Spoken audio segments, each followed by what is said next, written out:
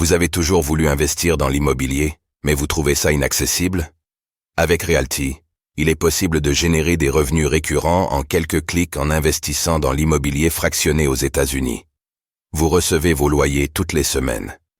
Le plus avec Realty, c'est que vous n'avez pas à vous occuper de la gestion d'un bien immobilier. Ce spot vous est présenté en collaboration commerciale avec Realty. Les crypto-monnaies sont une menace pour la dominance du dollar, selon la banque Morgan Stanley. Alors que le processus de dédollarisation est en cours, les crypto-monnaies représenteraient-elles une menace pour le dollar américain?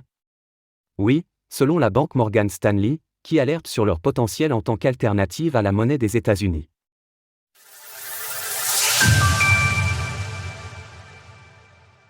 Une dédollarisation numérique due en partie aux crypto-monnaies? La banque a publié la semaine dernière un rapport intitulé « De dollarisation numérique ».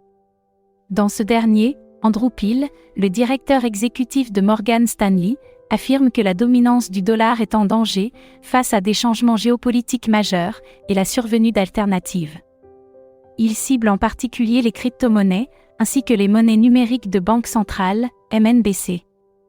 L'intérêt récent et croissant pour les actifs numériques tels que le Bitcoin, la croissance du volume des stablecoins et la promesse des monnaies numériques de banque centrale, MNBC, ont le potentiel d'altérer de manière significative le secteur des devises. Cela se base sur le processus de dédollarisation qui a pris de l'ampleur depuis le déclenchement de l'invasion en Ukraine par la Russie et les sanctions internationales qui ont suivi. Pour beaucoup de pays, se détacher du billet vert est en effet devenu un moyen de se prémunir des sanctions. Les crypto-monnaies comme un moyen alternatif de transférer de la valeur. Au-delà du Bitcoin, le rapport de Morgan Stanley note que les actifs basés sur des monnaies fiat, tels que les stablecoins ou les MNBC, représentent un intérêt, car elles existent en dehors du système bancaire. On se rappelle qu'en 2021, la banque avait déjà estimé que l'euro numérique pourrait à terme drainer 8% des euros conservés par les banques. C'est donc un enjeu réel pour les institutions telles que Morgan Stanley. Par ailleurs, la banque note l'émergence d'autres monnaies fiat en tant qu'alternative au dollar, notamment le yuan chinois et l'euro de l'Union européenne.